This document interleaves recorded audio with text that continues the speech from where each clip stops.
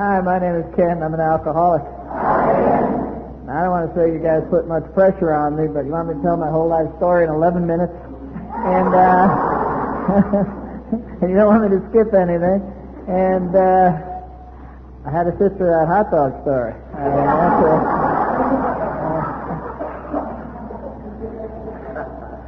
But I'm real glad to be here, glad to be sober.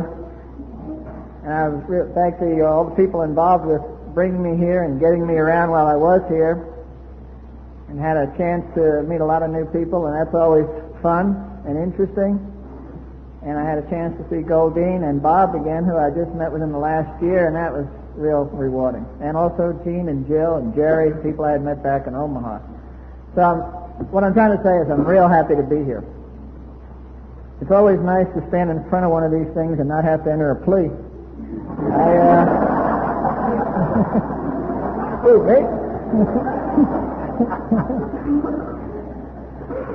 But if you tend to be very intellectual, you can go to sleep right now, because I got through school totally unscarred by education. You know, I grew up with and got sober with guys. If you said there's a dead bird, we all looked up. You know.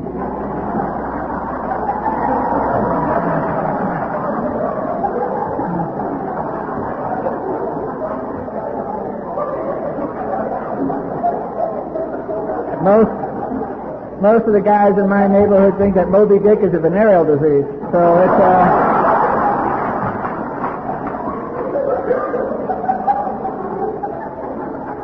a buddy of mine was asked one time, how do you spell Mississippi? He said, you mean the river of the state? You know,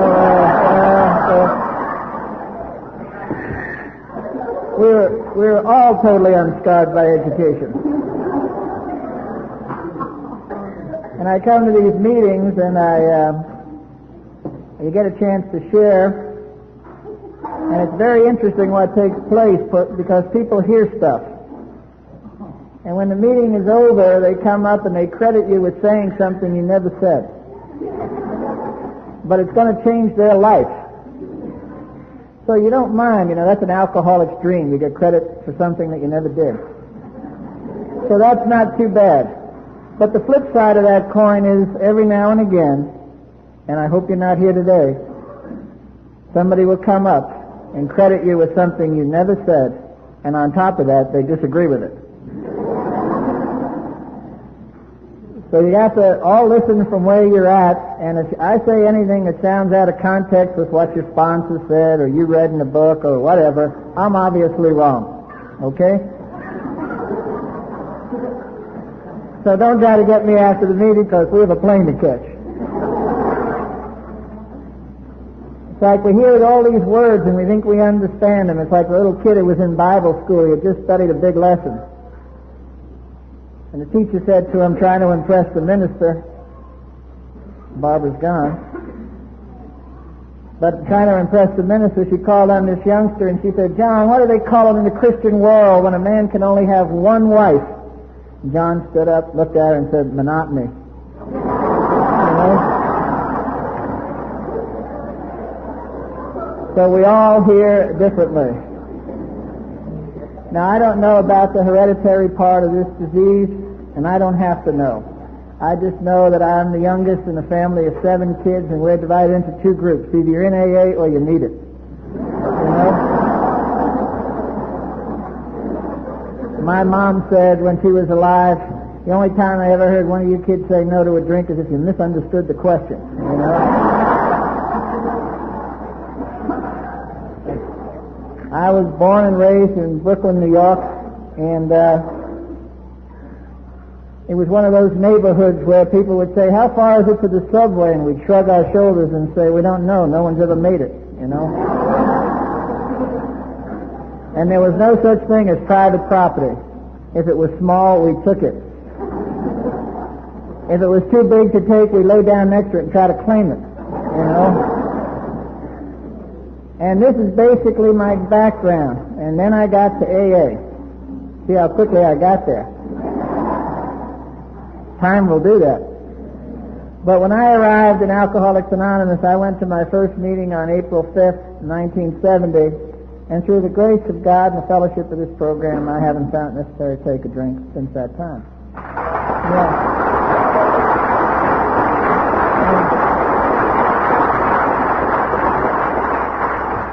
Now, when I arrived in Alcoholics Anonymous, my mom thought it was very, she said, you know, that's great that your sobriety date is July 5th because you did everything on the 5th. But when I arrived in Alcoholics Anonymous, just to give you a thumbnail sketch of where I was at, my wife and children very wisely had moved out of state. I was in the process of going to jail again. I had a habit of finding things before people officially lost them.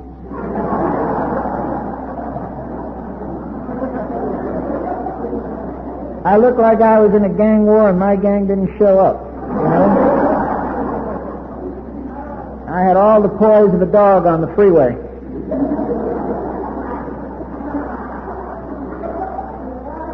And my health was shot. And I went into that meeting and I met a guy who was to be my sponsor.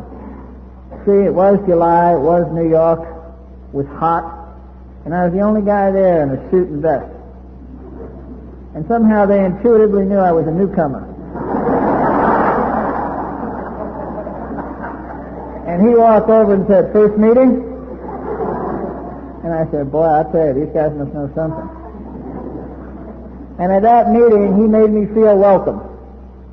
And they knew real well in New York, as they know in most alcoholics meetings with the newcomer, you have to have rabbit stew before you have a rabbit. I mean, you have to have a rabbit before you have rabbit stew. So you got to keep that newcomer coming back. And one of the early things they did with me is they gave me an owner's manual. Looked just like this. See? And I never had an owner's manual. And every time something came up, they'd say, "Check your owner's manual." And I started reading that owner's manual. And I read the first story in there about Bill and how he tried to do everything to stop drinking. And nothing worked. And finally, one time he was put into a hospital, and the day he came out of the hospital, he said to himself, "Surely this must be the answer, self-knowledge." In the book there's a period, and then the next sentence starts, "But it was not." And if you read this book, the thing that will become hopefully painfully clear to you is the fact that you are not going to get well through your mind here with this disease. And then I jumped quickly into chapter 2. In chapter 2, they introduce a description of a real alcoholic so that we would know when we meet one, you know, as if the world needed a description. Now, I don't know about how it works out here in Nebraska. I'm sure it's the same way, but back where I come from, both in New York and California, it comes down to if you don't know what an alcoholic looks like, all you have to do is listen, because they only have 4 basic responses to any question that you ask. When talking with an alcoholic, you'll hear 4 things, no matter how clever they are. They may not all be used at once, but they'll be used. The first one is, "Yes, but," you know. And the second one is, "You don't understand." And the third one is, "I'm different." Now, if they're real sick, they use a lot of that together. "You don't understand. I'm different." And then the last one you'll always hear is, "I know that."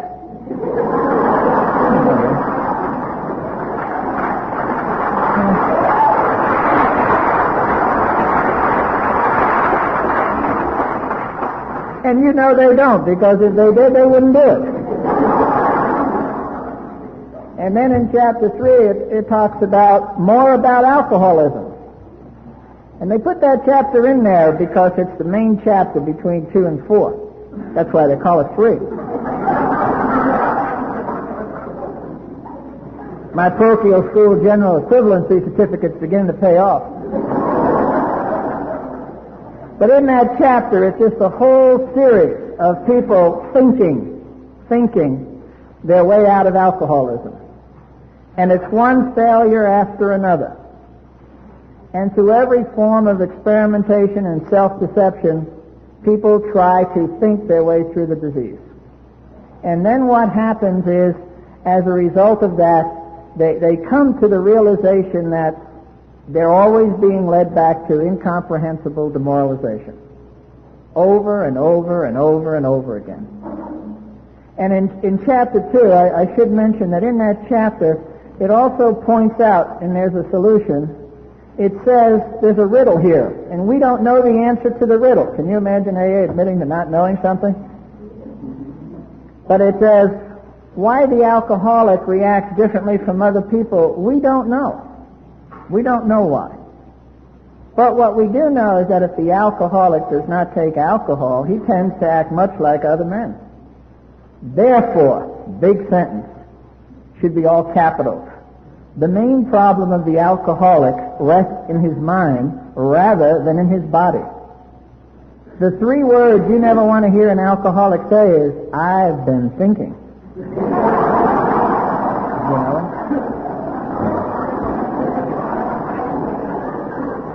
You can just bet the word more is in there several times. More of this, more of that. An alcoholic can take any solution and turn it into a problem. You know? We go to a wedding and we want to be the bride. We go to the funeral, we want to be the corpse. You know? Just always want to be at the center. You know, that's just our makeup. And when people come into Alcoholics Anonymous and observe the meeting, they sometimes get the misconception that when people are sharing and we're laughing at their problems. Nothing could be further from the truth. We never laugh at people's problems. We laugh at their solutions. You know? I always like it as Goldine shared when somebody's been married 7 times and they're all ecstatic, they just got engaged. And it's like somehow it's going to be different, you know. This time it's going to be different. And so the deal is here as we get into then chapter 4. And in chapter 4, it talks about the great reality. And it gives me the biggest promise that I'm given in Alcoholics Anonymous. I didn't realize it at first. People always talked about the promises and had me reading on other pages. But there's a big promise there. And it talks about the spirituality of this program. And it says if you can wash away all the prejudice that you have about God, 2 things will happen. Number 1 is you cannot fail in Alcoholics Anonymous. Not that you may not fail, perhaps may. To guarantee you cannot fail. And the next sentence says, the God of your consciousness will come to you. Not that it may come to you, it will come to you. And so that's a guarantee. And what you'll find out is that the people who stay here any amount of time will pick up on that guarantee. We have to have a spiritual program. The words in the book all lead up to it. If you look, it says things like we will be rocketed into the 4th dimension. We have to go there. If you've missed the trip, make reservations. You know? Because the mind we have can only think in 3-dimensional things. We have to get out there in the 4th dimension. We'll intuitively know. Being unscarred by education, I looked up that word intuitively. It means to bypass the thought process. When Bambi's in the woods and he sees a man with a gun, he doesn't go through some big process like, I wonder if it's hunting season. You know? I wonder if that bozo can shoot. You know? Bambi boogies. You know? That's intuitive thinking. And it also says we will suddenly realize. Just like that. You know, if you stay around here any amount of time, a lot of things will become painfully apparent to you that you'll wonder how you missed them when you first got here. But truth comes all at once. It doesn't come on the installment plan. 1 minute you're in darkness, and the next minute you're in light. That's the way truth comes. All at once. And I can't give you truth, and you can't give me truth. We can share our experience, strength, and hope. But truth has to be experienced. See, it's not your truth until you experience it. Then you know it. And it doesn't seem to be absolute. It's absolute at the time, but it changes. Not that truth changes, but what we know about it changes. And as we grow and become more spiritual, things begin to happen. And as Goldine put me on the spot last night, she mentioned the fact that when somebody gets here, I always say, if you go to meetings and hear people share, you'll hear them share this horrendous prologue of all the things that went wrong in their life. And then they'll say, something happened. And I went to an AA meeting. Something happened. I was forced to an AA meeting. Something happened. I was sentenced to an AA meeting. You know. Something happened. I was brought to an AA meeting. You know, whatever way it comes out, something happened. And that something happening is a spiritual experience. It's God intervening and saying, I'm giving you a shot. And you don't have to believe that. I mean, I know you're dealing with a mind that couldn't accept that you're an alcoholic. Now to tell you that God intervened and send you to AA would completely blow you out of your seat. You know? I love it when people say, I don't think so. You know? Please. You know, I hung out with guys where we raped and pillaged Brooklyn. And we didn't suddenly say, hey, this is getting out of hand, we better go to AA. Someone get a meeting list, you know. Let's go. You know, this is, put that down, it's not ours, you know. That's not what we did. You know. We could move stuff in 15 minutes that would take the Santini brothers a week, you know. Because we didn't have damage insurance, you know. And then finally I arrived in chapter 5, how it works. You have because it works. We read how it works. Just take it out of it and put God there. Because God works. How God works. This is a God deal. And so I arrived there, and the thing that became painfully apparent to me, and it didn't become painfully apparent in the first year, was the fact that I had grown up and I had lost track somewhere along the line of who I really was. And not wanting to be totally detached and being totally afraid all the time that I would have no identity, I made up an identity. I developed an ego. And that ego was not real. Its effects were real, but it was not real. And so you guys told me, if you take these steps, what will happen is your ego will dissipate. Won't go away. You got too much. Joe. But it will dissipate, because the thing that you'll find out is if you have an ego, it's fictional. And the one thing it cannot stand up to is fact. And as you take these steps, you get an opportunity to introduce more and more fact into your life. And as you introduce more and more fact into your life, that ego tends to go away. That's just the way it is. It's like fear. It's not real, but its effects are real. And that's why alcoholics sometimes go through, not sometimes, almost all the ones I know, go through a life experience 10 times before they get to it. You know? My divorce is final in 6 months. What am I going to do for a new house? Don't worry about it the day before you divorce. You know, why go through all these worst case scenarios? What happens in 92 if we get the wrong president? You know, we've done so far so good, you know. I'm always amazed when people are afraid of screwing up. My new philosophy in life is be a verb. Don't be a noun, you know. We got too many nouns in AA. Be a verb, you know.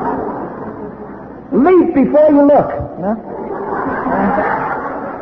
Don't talk it over with anyone. All you're going to get is their opinion. Go and do it. By the time you get done vacillating and examining it, you could have tried it. I know people that say, in 3 years, I'm going to have to make a decision about this. You ever have somebody in your group who was trying to make a decision, and they say to you things like, well, I know I should change. I've been praying about change, you know. Talked to my sponsor about change. Went over his house.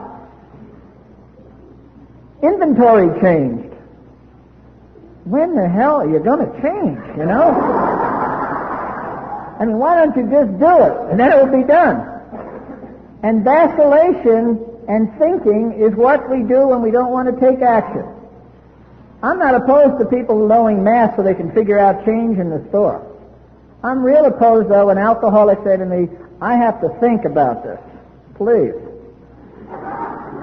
That's like watching someone change deck chairs on the Titanic, you know? It's like they're over here, and then they go over there. You know? Say, oh, my God, they're still thinking.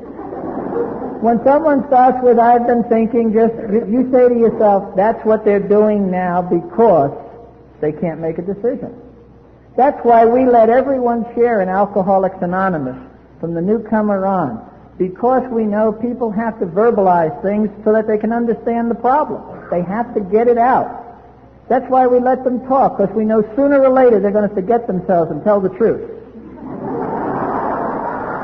And when it happens, you'll see it. The fear comes in their eyes. Helter-skelter, helter-skelter, you know.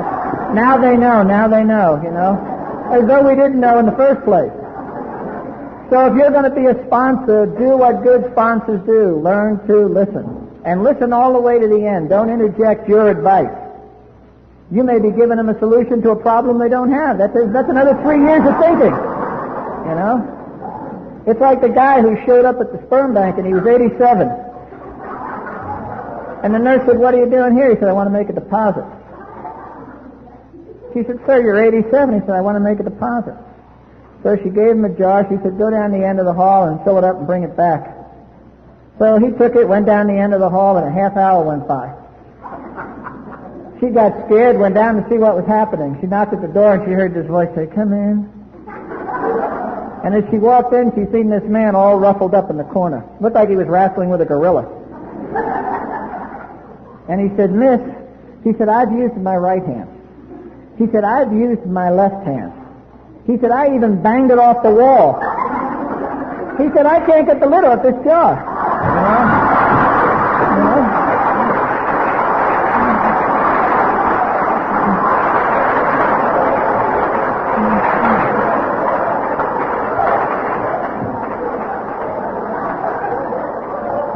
And I know sponsors who would jump right in there. Yeah. Well, I know the problem, fools, you know. Yeah. So if you're going to be a good sponsor, have the courtesy to listen to the end, even if they don't know what they're talking about. Because they have to hear that, you know, they have to go through that process. And the longer you're here, you'll hear people say, I'm having trouble finding God. I don't know where God lives. And we have a step that says we seek God through prayer and meditation. Really throws you off the track. And so people say, well, how do you meditate? And I don't know about you guys, but meditation for me is that time of the day when I get perfectly still and I go from mind to no mind, from ego to egolessness. And it's that time of the day when I meditate, I don't solve a problem, I solve all the problems.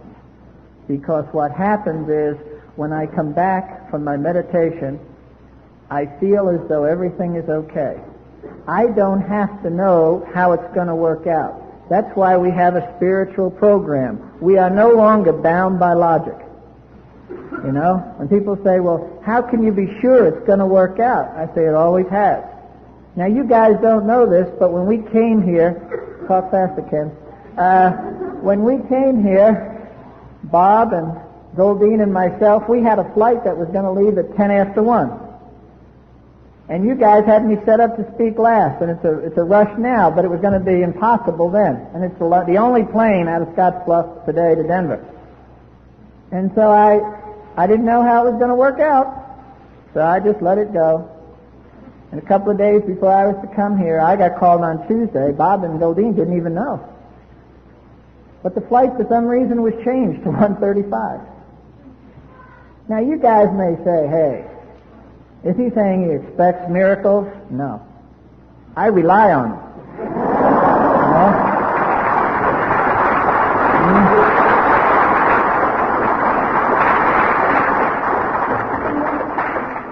And one of the things that you'll find out here about the spiritual part of the program is the fact that there's 2 laws of compensation. One of them is the materials world. It's a law of economics that we all understand. If you have $100 and you spend it, you no longer have $100. But there's a much bigger law than the material law of economics. There's a spiritual law of economics. The more you give away, the more God gives you to give away. You cannot tap out. If you hoard it, you'll soon find it gone. But if you keep going and giving it away, you never run out. You wonder sometimes where it comes from. Thinking. See, you don't ask those kinds of questions when you are really in tune to the spiritual part of this program. And if people say, you say spiritual part, I know the whole program is spiritual, but there may be some newcomers. We don't want to scare them off yet. You know? Remember, you have to have rabbit before you have rabbit stew. And alcoholics that I observe, not only in myself but in others, we go through life scratching shit that just don't itch. You know? Which is about as useless as hubcaps on a tractor. You know, we just do it, we go along and we diggle, you know?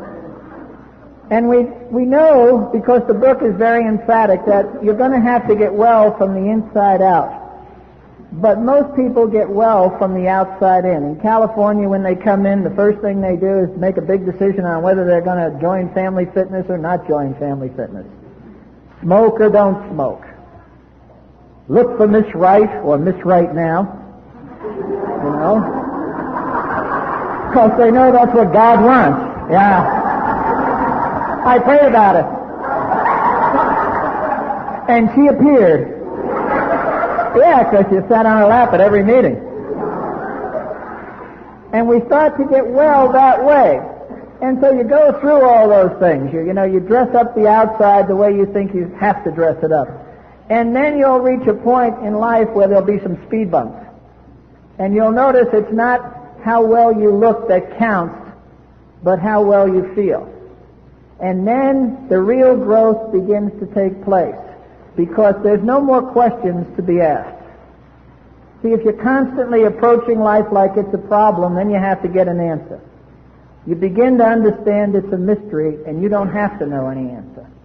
And it gets real simple. I read in another big book, which is not approved literature in AA, I'm sure, the Bible. And there's a sentence in there, and it says, "Be still and know that I am God." And how very unstill I was when I first got here. I didn't know how to be still. I think being still for an alcoholic is a death-defying act. You know? We don't know how to do that. We don't know how to just stand and understand that it's not going to be all right, but it is all right. No matter what's going on around us, it's okay. And I'm always impressed with the fact that people think there are normal people out there. The normal people. There are no normal people. There are just people you haven't talked to, you know. We all swim in the same water, and that's one of the big things we come to realize here. And we all have the same things that we're trying to work out. And it gets real peaceful if you allow it to be real peaceful. And you learn to live totally in the now. We have trouble, it seems, living in the now. It's like the guy who met a gal in Vegas, and he said, "I'd like to spend the night with you." And she said, "No way." He said, "I'll give you $10,000. Within moments, they were upstairs in a room nude on a bed. And she said, "Kiss me on the lips." And he did. And he said, "I don't know." She said, "Well, then kiss me on the neck." And he did. And he said, "I don't know." And finally she said, "Then kiss me on the breast." And he did. And he said, "I don't know." She said, "What don't you know?" He said, "I don't know where I'm going to get the 10 grand. See?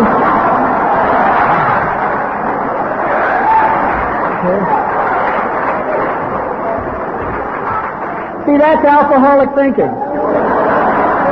You're right in the middle of a good thing and you're projecting a problem, you know? Learn to live in the now.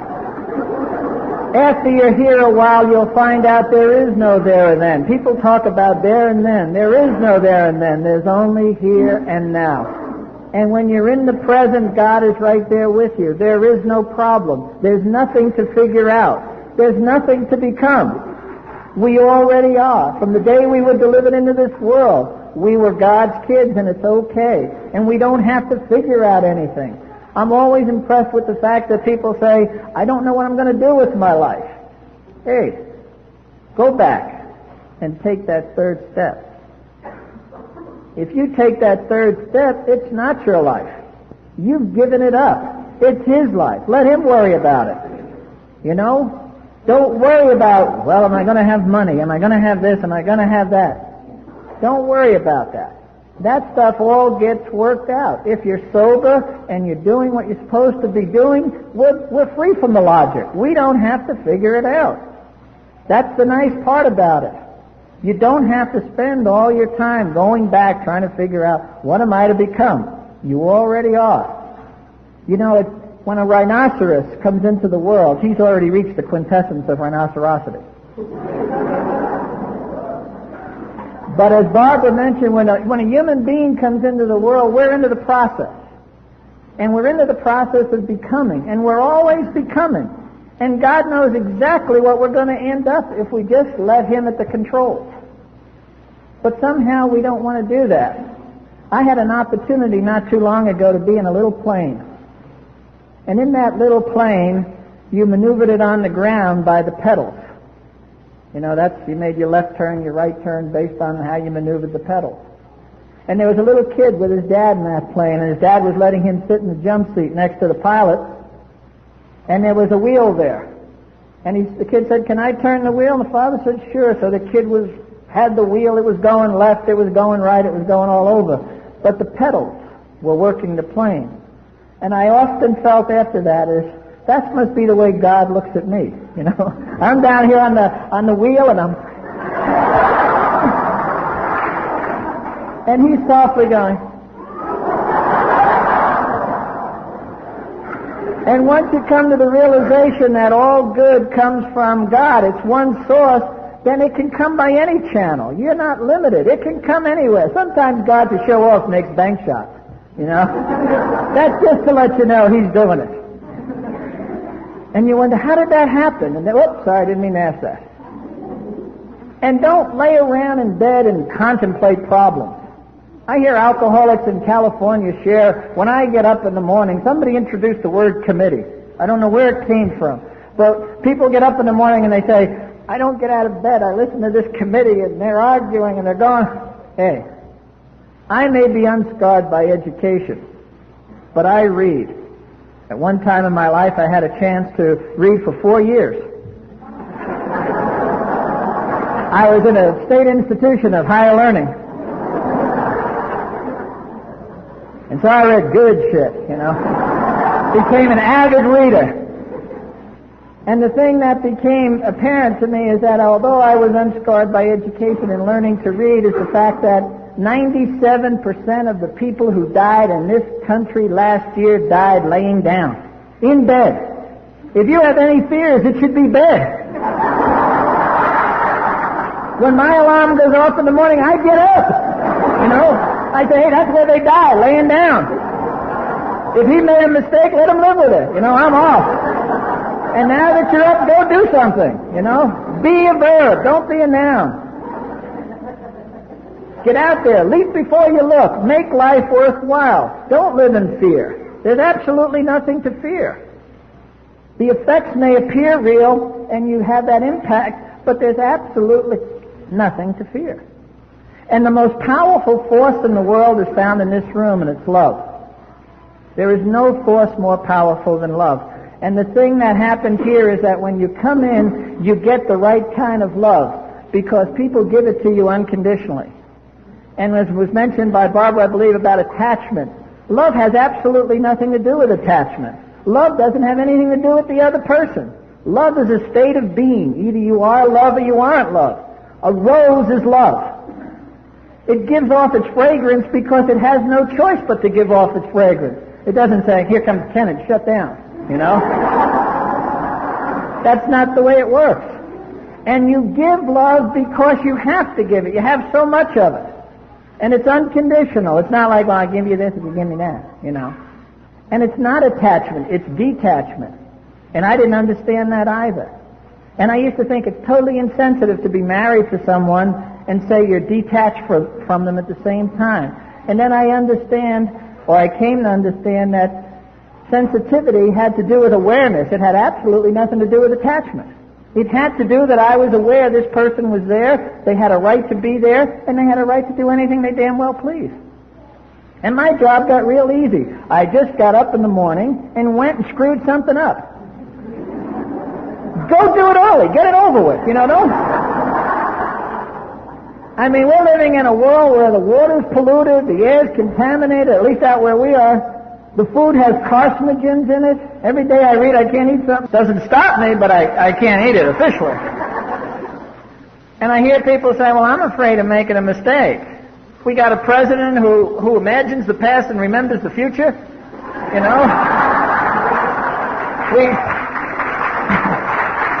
We have an attorney general who's a defendant in more cases than he's a prosecutor. We had a chance to hear those Iran-Contra hearings. Those were an alcoholic's delight. I stayed home and watched those.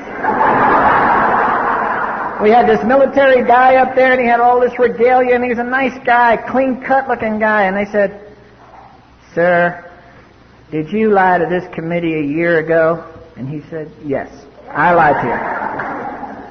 "Sir, did you lie to this committee 6 months ago?" He said, "Yes, I lied to you."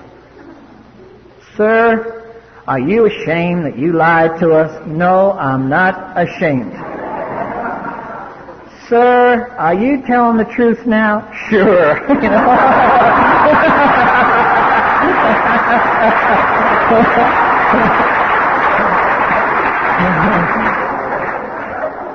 And things change, they're changing all the time. Be part of the change. I remember about a guy who was in Paris, and he was never been to Paris.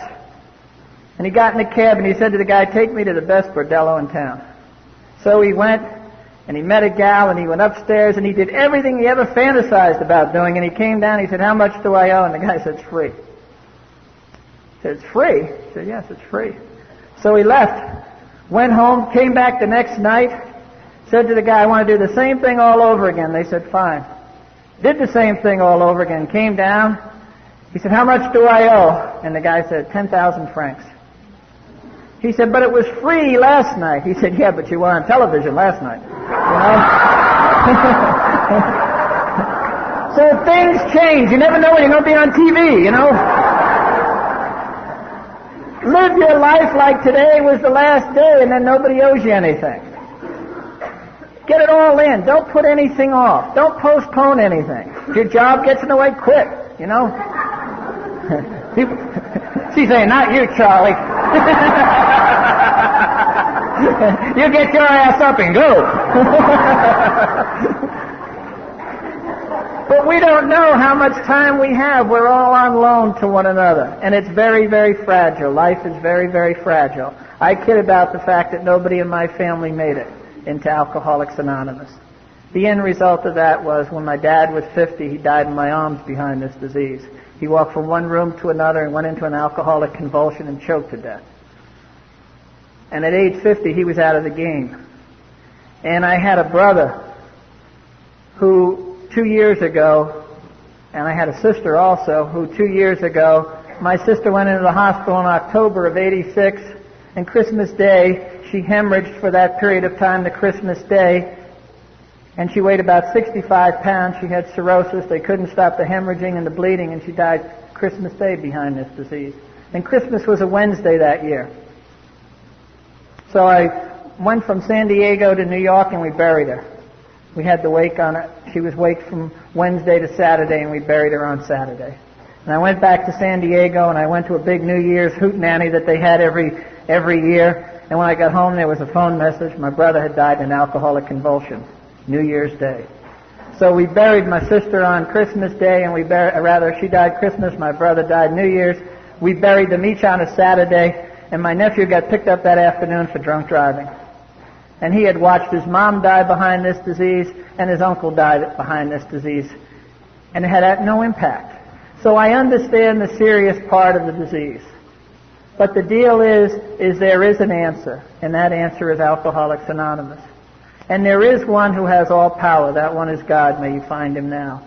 And what you'll come to realize, hopefully, the longer you're here, as I said before, is that there's nothing to be worked out. It's already worked out.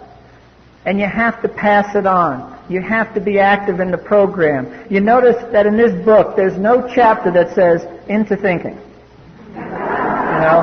Into analyzing, into evaluating, into equating. It's into action. It's real simple. Bill and those guys, through some divine intervention, I'm sure, knew that the one thing you didn't want to have two alcoholics doing was sitting around discussing the world situation. It's much better if they go get somebody.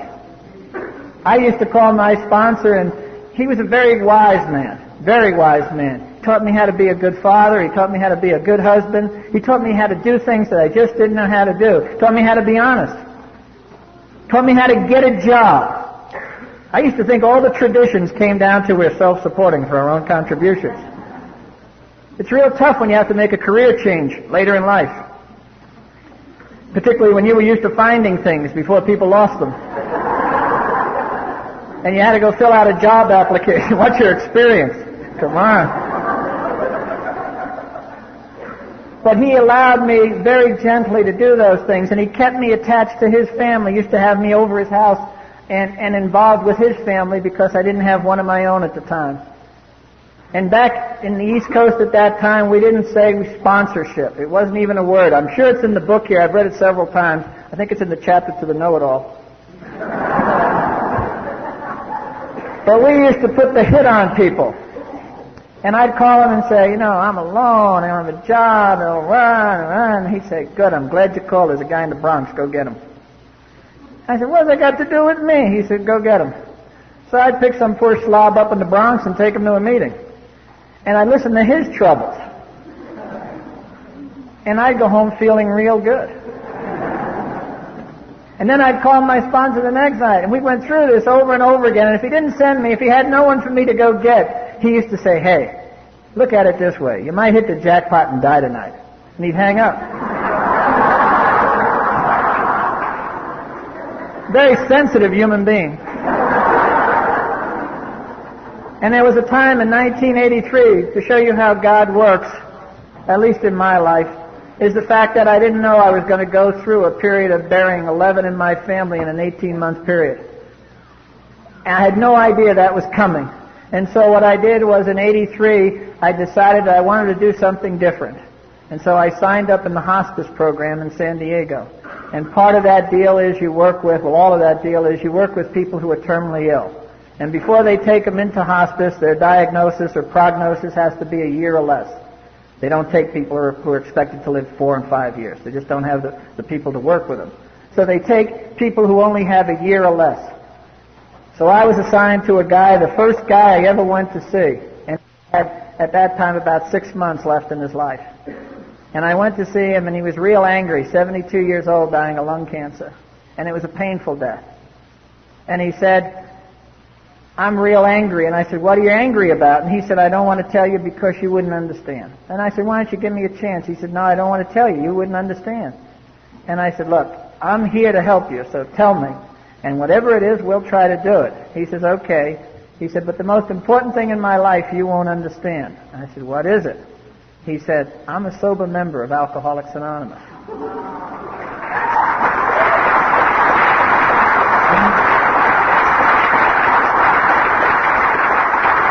And he said, I have 39 years sober, and I should have gotten a cake 2 months ago. And I'm too weak to go at night because the cancer just knocks me out with the medication during the day. And I'm pissed. And I said, what do they have you on? He said, liquid morphine. I said, you load up on that shit. I'm going to take you to a noontime meeting and give you a cake. So he loaded up and we went. And he got up at that meeting and he shared for about 3 minutes or 4 minutes because that's all he could stand up. And he never talked about what was going on with him. All he talked about was how happy he was to be alive and to be a member of Alcoholics Anonymous. And so he went back into a convalescent unit and went back on all kinds of tubes and needles and everything else. And as it worked out, God had a plan for him. He lived another whole year. And I got to give him another cake, his 40th. And during that year, I have a lot of guys who call me up, wimps. And they say things like, Ken, she's leaving.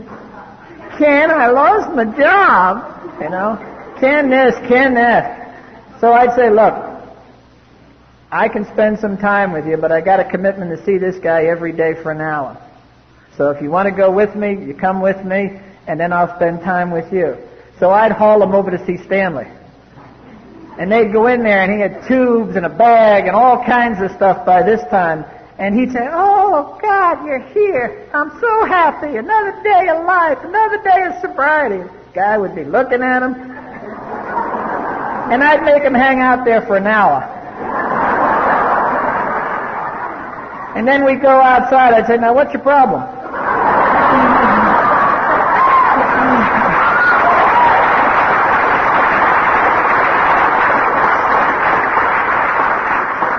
And it's amazing how his problem would have dissipated.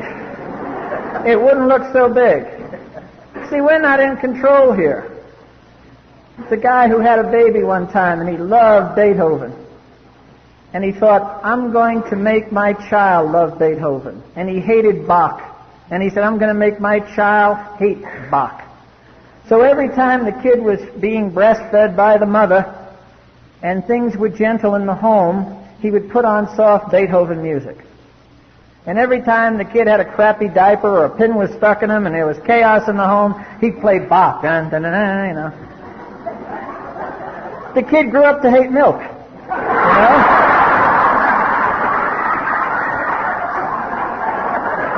So there's absolutely no control here.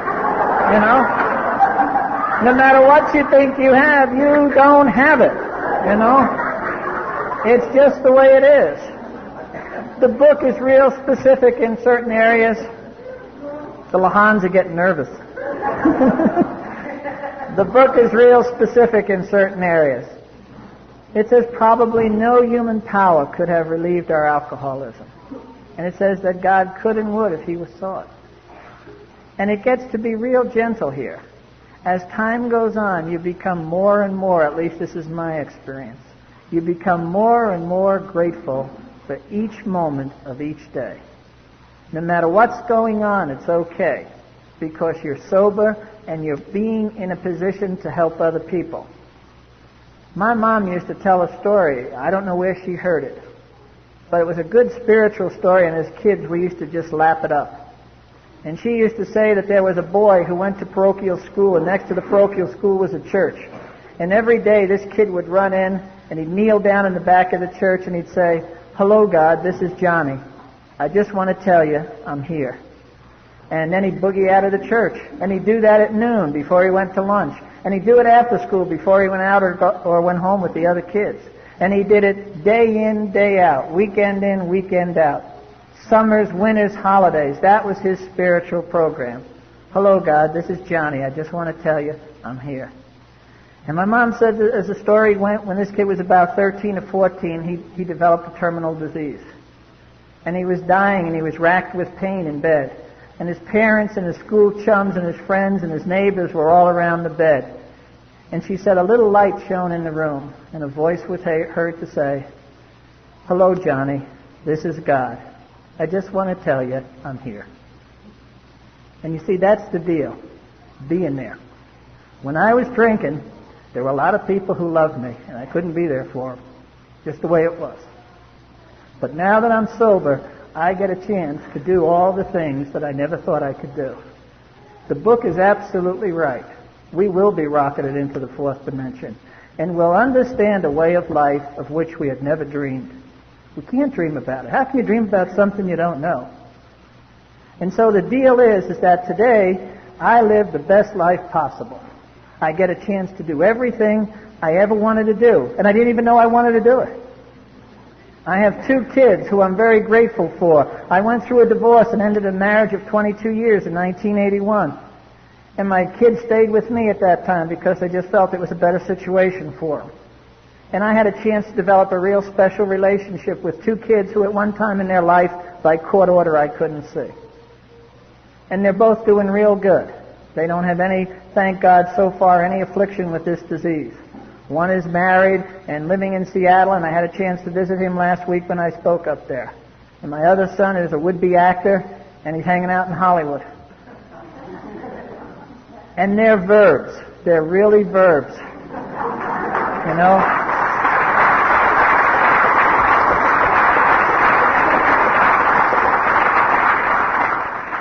And we share a relationship that's real special.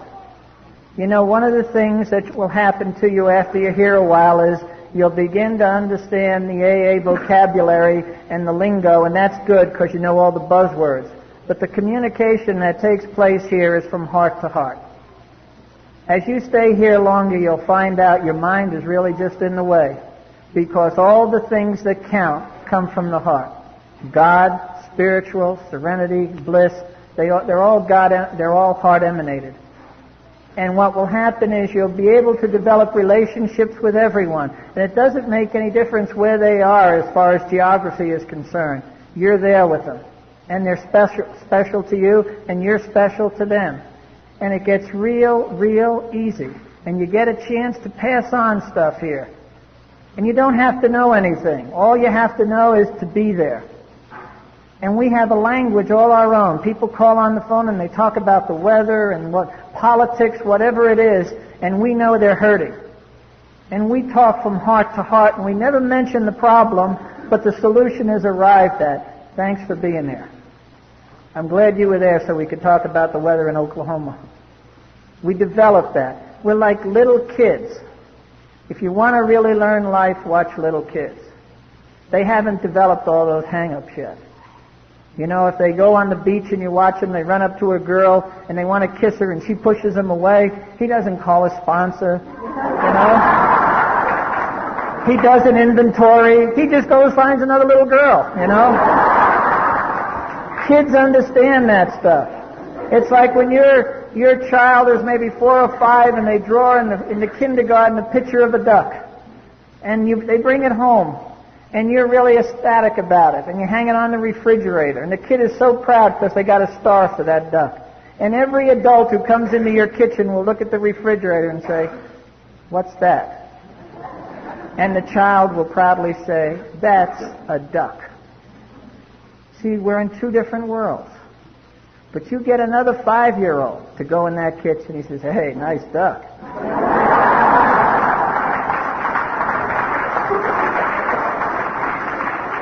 See, that's the way it is. And all I can say is my message is hopefully real simple. Be real good to yourself. Cut yourself some slack. God has you here for a purpose. You don't have to become anything. You already are. And what we find out here is we get a chance to find out who we really are. We never knew who we really were. We grew up in a world where if you made a mistake, you were a loser. We've grown up in a world where we're told more what we can't do than what we can do. People are constantly putting fear into us about looking bad. You know what happens when you try and fail? Everyone laughs. Hey, let them chuckle. Can you imagine the story in here about Wilbur and Orville Wright? Coming home to their mom, "Ma, we can fly." Stay off of that shit, starting to affect your brain, you know? Don't let anyone tell you what you can't do. Be courteous. If you're asked for advice, listen. Someone may be able to share some experience with you. But make sure when you make your decision, it's based on your heart, where you're at. Don't let anyone else direct your life. God went through a lot of work to make you an individual. The more we find out about the human anatomy, the more individualized we become. DNA fingerprints, regular fingerprints. He knew what he was doing. There was never any 2 of us manufactured the same. And he wants us to come down here and, as the book said, be happy, joyous, and free. We are not a glum lot. Guy in Brooklyn thought that was all one word, glum lot.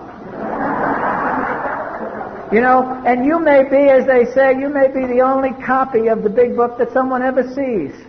And if you want to learn a good prayer, the best prayer I know is how you live your life. That's the best prayer you can give to God, how you live your life. If you come into a room and people are glad to see you, and you're always up, and you're always positive, and you're always contributing, and it's always good stuff, I always tell the guys that I sponsor, go for it. They don't even call me most of the time. They said, I went for it, you know. Go for it. You can't fail. But if you come into a room and everyone says, oh, here comes the hemorrhoid, you know, that's not the way it's supposed to be. We are supposed to be happy, joyous, and free. We're God's kid. He gave us everything. He gave us the whole world to play with. He never had Lincoln Logs. That's why he had to have alcoholics.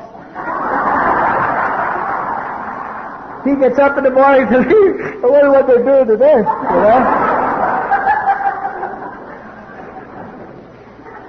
Get used up. Don't put anything aside. Whatever you have, use it up. Get totally used up as quickly as possible. Get empty, totally empty. Whatever you have, share it. Give it away. Get rid of it. Don't have anything that owns you. Get rid of everything that interferes with that connection with God. This whole life is nothing but a bridge to God. That's the whole reason for being here. Don't try to build a house in the middle of the bridge. You know, move on. It gets real easy. And someday,